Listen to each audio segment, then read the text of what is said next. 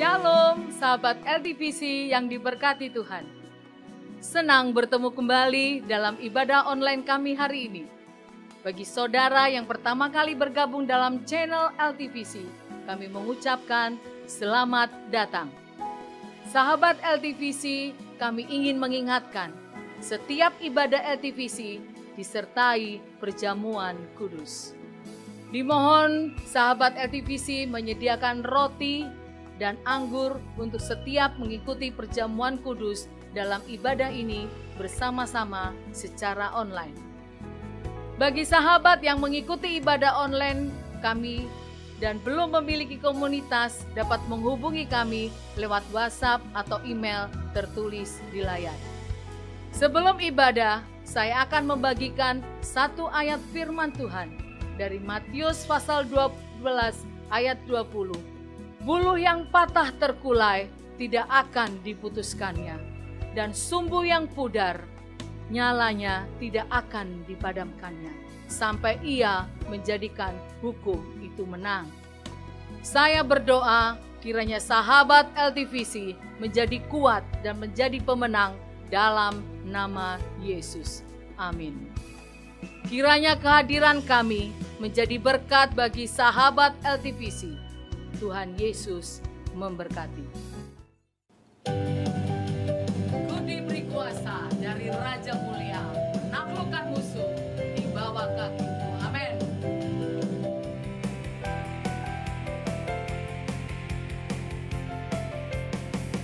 Diberi kuasa dari Raja Mulia, menaklukkan musuh di bawah kaki.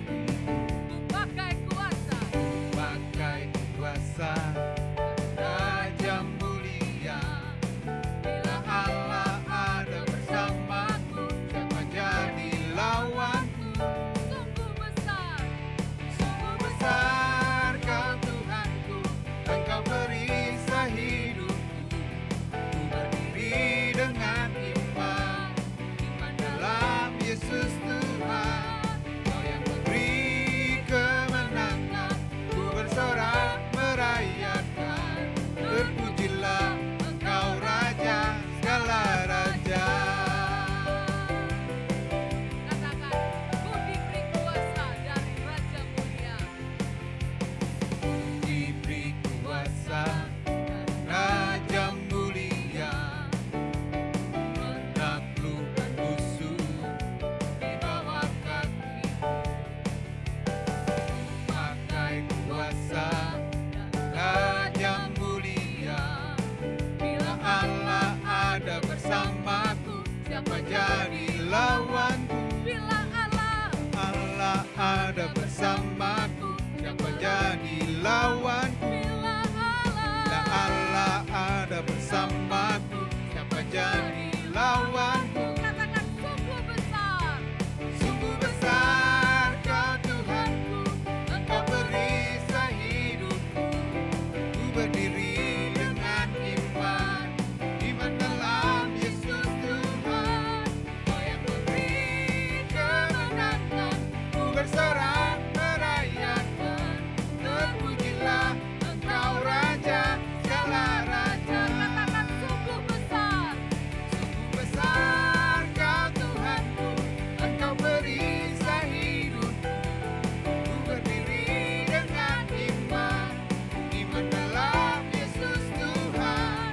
Kau yang memberi kemenangan, ku bersorak merayakan, terpujilah Engkau Raja segala raja.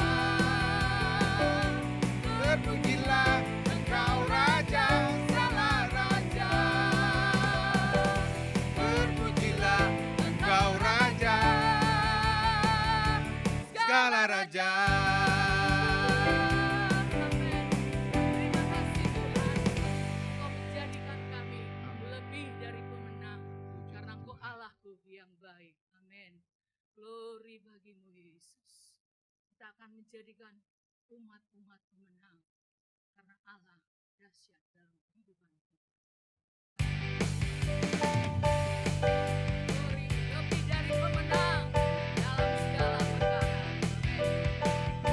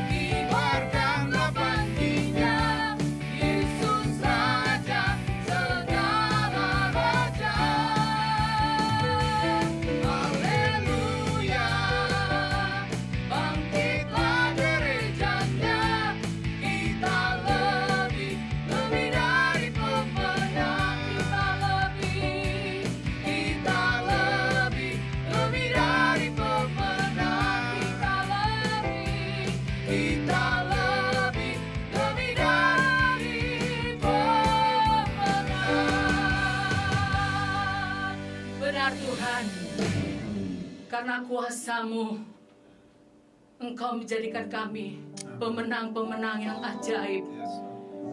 Kami dapat mengalahkan musuh, kami dapat menghadapi segala perkara. Itu karena kemenangan yang Kau berikan bagi kami. Berfirmanlah Tuhan pada saat hari ini. Kami rindu nasihat firman-Mu, sehingga kami makin dikuatkan dalam menghadapi kehidupan ini. Terpujilah nama-Mu Tuhan, kekal selama-lamanya. Haleluya. Amin. Bapak, Ibu, Saudara yang terkasih dalam Tuhan Yesus, waktunya kita akan mendengarkan kebenaran firman Tuhan. Saatnya, waktu dan tempat kami berikan kepada hamba-Nya. Terima kasih, Tuhan Yesus memberkati.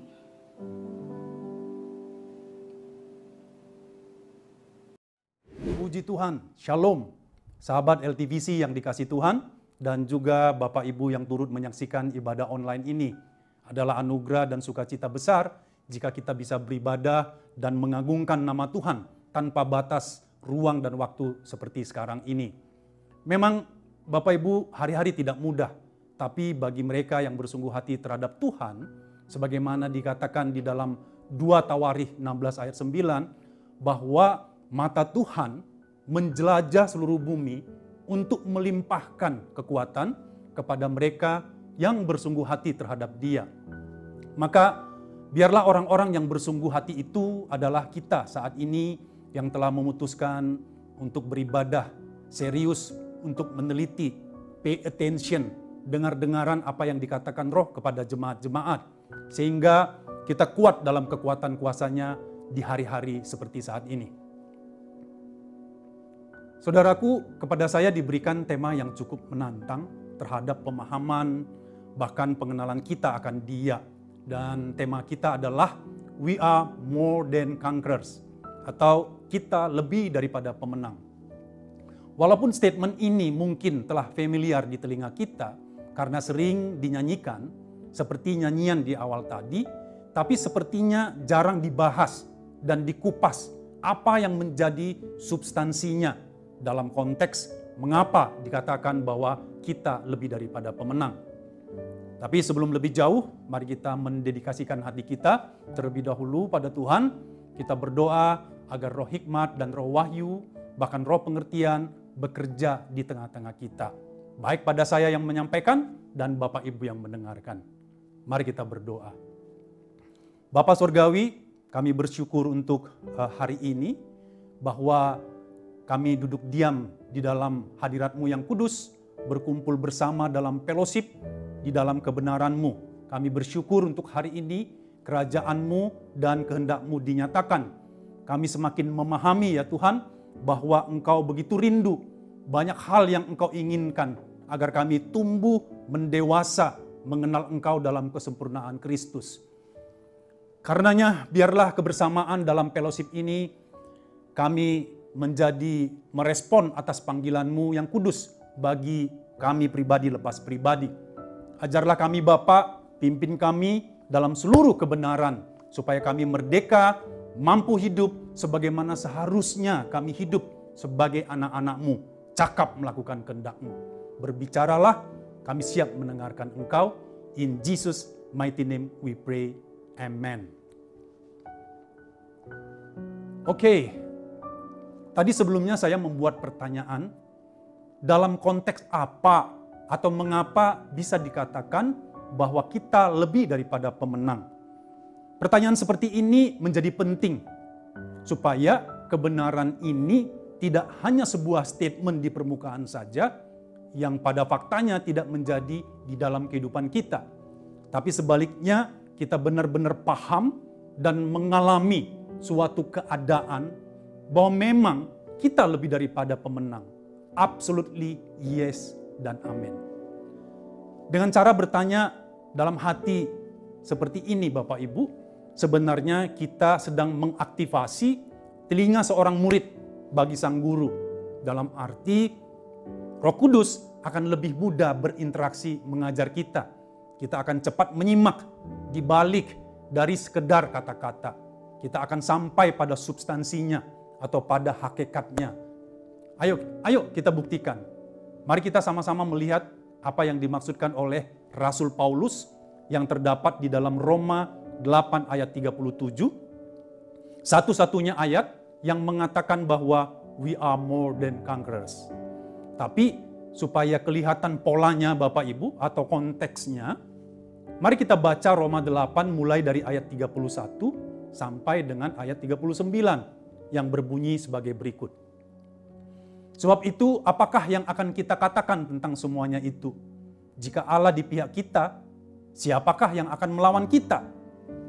Ia yang tidak menyayangkan anaknya sendiri, tetapi yang menyerahkannya bagi kita semua, bagaimana mungkin ia tidak mengaruniakan segala sesuatu kepada kita bersama-sama dengan Dia? Siapakah yang akan menggugat orang-orang pilihan Allah yang membenarkan mereka? Siapakah yang akan menghukum mereka? Kristus Yesus yang telah mati, bahkan lebih lagi yang telah bangkit, yang juga duduk di sebelah kanan Allah, yang malah menjadi pembela bagi kita. Siapakah yang akan memisahkan kita dari kasih Kristus? Penindasan, atau kesesakan, atau penganiayaan, atau kelaparan, atau ketelanjangan, atau bahaya, atau pedang.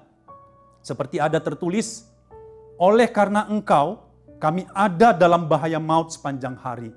Kami telah dianggap sebagai domba-domba sembelihan, tapi dalam semuanya itu, ini dia yang perlu kita garis bawahi, kita lebih daripada orang-orang yang menang oleh Dia yang telah mengasihi kita. Sebab aku yakin bahwa baik maut maupun hidup, baik malaikat-malaikat maupun pemerintah-pemerintah, baik yang ada sekarang maupun yang akan datang, atau kuasa-kuasa, baik yang di atas maupun yang di bawah, ataupun sesuatu makhluk lain, tidak akan dapat memisahkan kita dari kasih Allah yang ada di dalam Kristus Yesus. Sayang sekali, statement di ayat-ayat ini telah menjadi perdebatan teologis yang tidak berujung. Katakanlah bahwa ayat-ayat ini mendukung pendapat yang mengatakan bahwa one saved, always saved. Lalu yang lain mengatakan bahwa keselamatan bisa hilang bila tidak dipertahankan. Tapi dengan tidak bermaksud menengahi atau menjudge kedua pendapat ini, Bapak Ibu, sesungguhnya jika kita mengenal bahwa keselamatan adalah person, yaitu pribadi, bukan momen, maka harusnya kedua-duanya itu bisa terjawab, Bapak Ibu. Jadi keselamatan bukan waktu atau momen. Sekali lagi ya, ketika kita menerima Kristus sebagai Tuhan dan Juru Selamat, atau dibaptis, yes, itu perjumpaan kita. Tapi keselamatan adalah pribadi Kristus Yesus itu sendiri yang memberikan nyawanya bagi penebusan kita. Itulah sebabnya kita harus tinggal di dalam Dia dan Dia tinggal di dalam kita. Persis ketika dikatakan di dalam Yohanes 15, akulah pokok anggur dan kamulah ranting-rantingnya.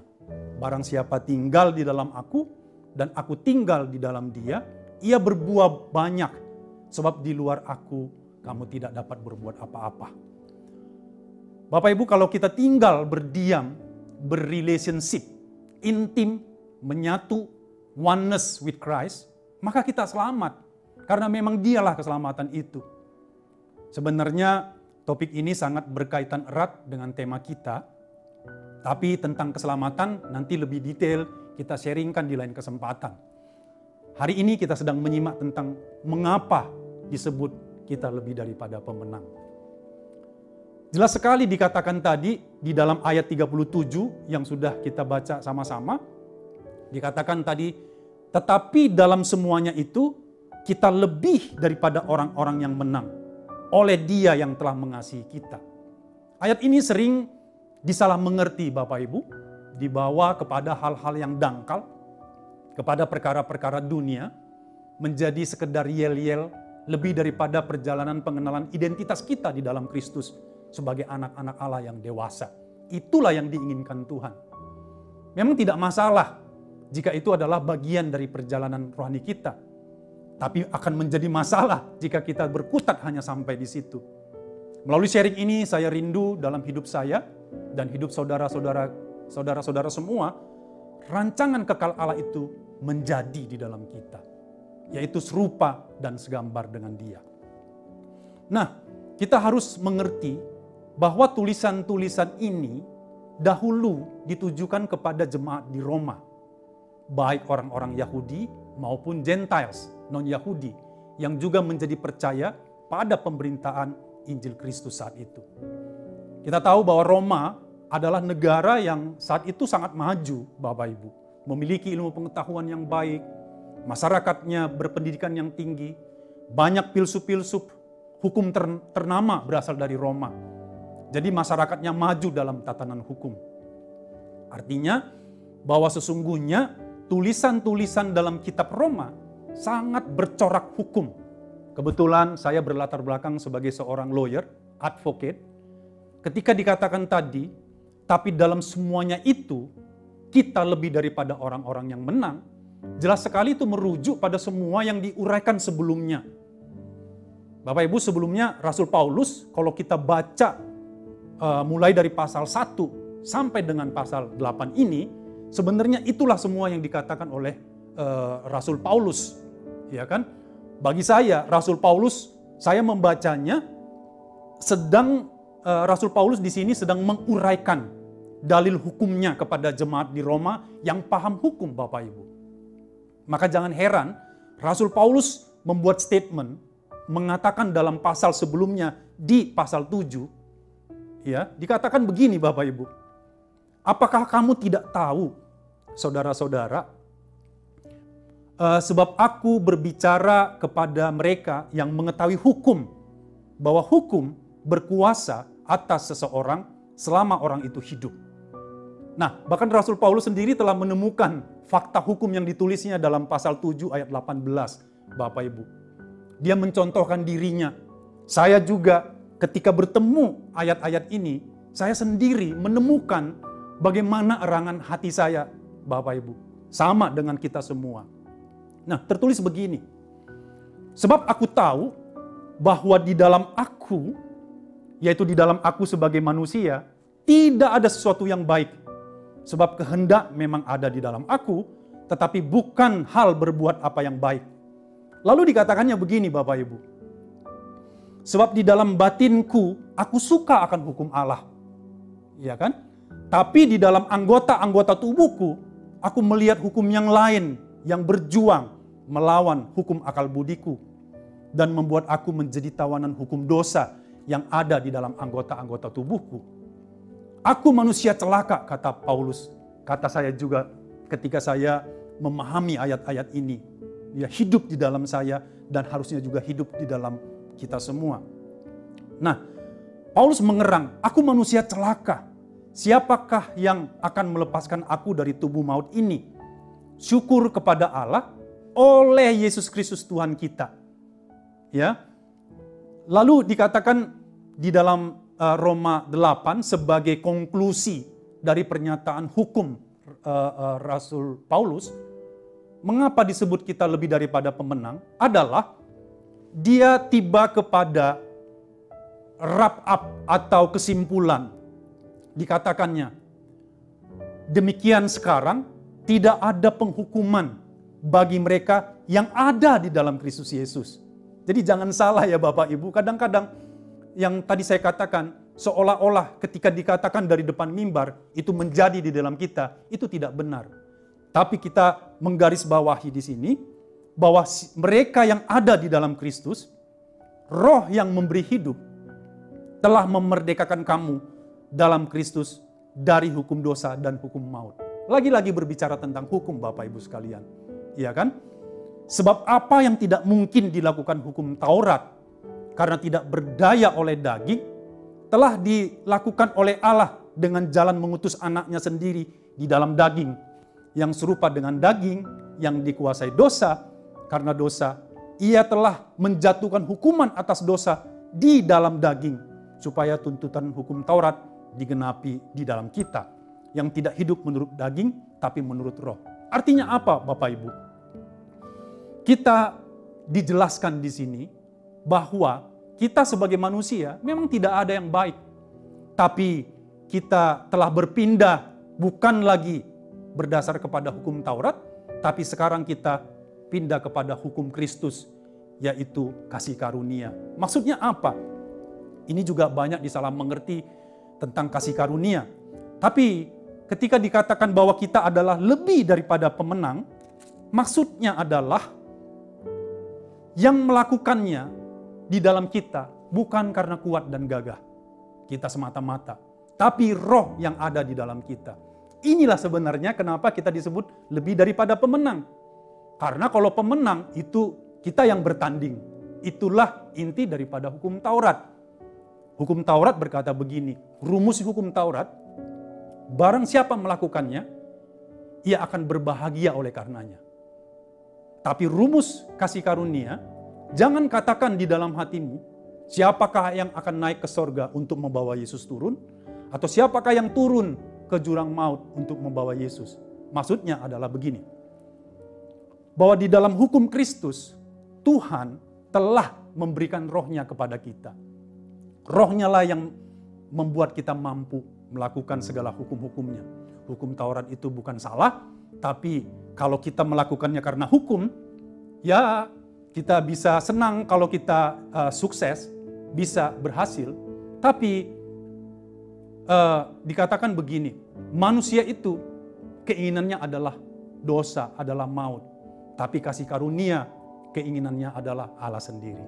Jadi Bapak Ibu sekalian, ketika dikatakan bahwa kita lebih daripada orang-orang yang menang, oleh Dia yang telah mengasihi dia. Ini yang miss gitu ya. Ketika dikatakan kenapa kita menjadi orang-orang yang menang, ini catatannya yang perlu digarisbawahi, oleh Dia yang telah mengasihi kita. Kalau Tuhan mengasihi kita, maka ayat selanjutnya mengatakan, sebab aku yakin bahwa baik maut maupun hidup, baik malaikat-malaikat maupun pemerintah-pemerintah, baik yang ada sekarang maupun yang akan datang, atau kuasa-kuasa, baik yang di atas maupun yang di bawah, ataupun sesuatu makhluk lain, ini dia, tidak akan dapat memisahkan kita dari kasih Allah yang ada di dalam Kristus Yesus Tuhan kita. Masalahnya, sekarang Yesus Kristus itu di mana? Tadi saya sudah singgung di dalam Yohanes 15 bahwa dialah pokok anggur yang benar. Kita harus tinggal di dalam Dia, Dia tinggal di dalam kita, menyatu Bapak Ibu sekalian. Maka itulah yang membuat kita lebih daripada pemenang. Karena yang melakukannya bukan kuat dan gagah kita, tapi karena roh Tuhan yang ada pada kita. Dan kalau kita baca terus Roma 8 ini Bapak Ibu, Tuhan ingin sekali kita masuk kepada identitas kita yang sesungguhnya, yaitu menjadi anak-anak Allah. Dunia ini menantikan satu contoh, satu bukti. Adakah sekelompok orang atau pribadi-pribadi yang bisa menjadi representasi Tuhan? Karena berbicara anak Allah adalah representasi Allah di muka bumi ini, Bapak Ibu sekalian. Identitas kita sebagai anak Allah di Roma 8 ini dijelaskan. Begini saya bacakan Bapak Ibu, di dalam Roma 8 ayatnya yang ke-9. Tetapi kamu tidak hidup dalam daging, melainkan di dalam roh. Jika memang roh Allah diam di dalam kamu. Tetapi jika orang tidak memiliki roh Kristus, ia bukan milik Kristus. Jadi kuncinya di sini Bapak Ibu. Jika Kristus ada di dalam kamu, maka tubuh memang mati karena dosa. Tapi roh adalah kehidupan oleh karena kebenaran. Dan jika roh Dia yang telah membangkitkan Yesus dari antara orang mati diam di dalam kamu, lihat ini lagi-lagi berkata tentang apakah Kristus berdiam di dalam kita atau kita berdiam di dalam Kristus. Itu kuncinya, maka kita bisa menjadi umat, orang-orang yang lebih daripada pemenang. Yesus pernah berkata ketika diberikan kepadanya gulungan kitab Yesaya. Dia berkata, roh Tuhan Allah ada padaku, karena Dia telah mengurapi aku untuk memberitakan kabar sukacita kepada orang-orang yang miskin, untuk melepaskan mereka yang terpenjara, untuk memberitakan tahun rahmat Tuhan. Sama dengan kita. Kalau identitas kita sebagai anak Allah, saat ini kita bisa berkata benar-benar karena kita mengenal bahwa roh Tuhan, roh Kristus melalui Roh Kudus ada di dalam kita. Kalau roh Tuhan ada di dalam kita, siapakah yang akan menjadi lawan kita? Itulah kuncinya bahwa kita lebih daripada pemenang. Bapak Ibu, mari maju di dalam pengenalan akan Tuhan. Mari masuk kepada substansinya. Kita ada ayat yang mengatakan begini. Anak-anak Allah dipimpin oleh Roh Allah. Jadi mari kita terus maju di dalam pimpinan Roh Tuhan yang telah berdiam di dalam kita. Sebab kita ini adalah bait daripada Roh Kudus, rumah Tuhan yang ada di muka bumi ini. Tuhan Yesus memberkati. God bless you all. Sahabat LTVC, kita baru saja mendengarkan kebenaran sharing firman Tuhan dan kini tiba saatnya kita akan melakukan perjamuan kudus bersama-sama. Tentunya sahabat LTVC di rumah sudah menyediakan roti dan anggur. Dan sebelum kita masuk ke dalam perjamuan kudus ini, marilah kita merenungkan pertolongan Tuhan, merenungkan kasih Tuhan sepanjang minggu ini yang telah menyertai kita semua. Kita juga bisa mengingat kembali apakah ada orang-orang yang kita belum ngampunin, ada orang-orang yang pernah mengecewakan kita dan kita belum melepaskan kesalahan-kesalahannya. Nah, kesempatan ini, pada kesempatan yang baik ini sebelum melakukan perjamuan kudus, kita sejenak merenungkan untuk melepaskan itu semua. Mari kita hening sejenak.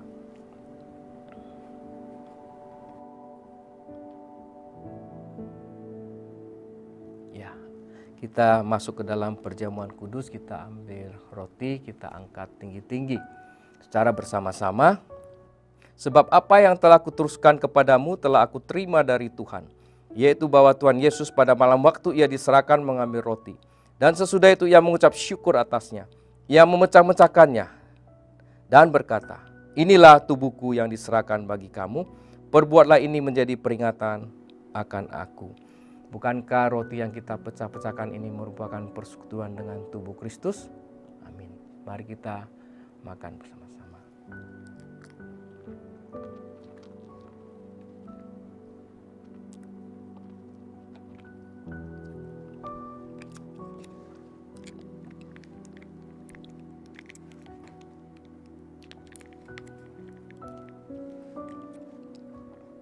Mari kita angkat cawan tinggi-tinggi di atas kepala. Demikian juga yang mengambil cawan sesudah makan lalu berkata, cawan ini adalah perjanjian baru yang dimeteraikan oleh darahku. Perbuatlah ini setiap kali kamu meminumnya menjadi peringatan akan aku. Bukankah cawan yang akan kita minum ini merupakan persekutuan dengan darah Yesus? Amin. Mari kita minum sama-sama.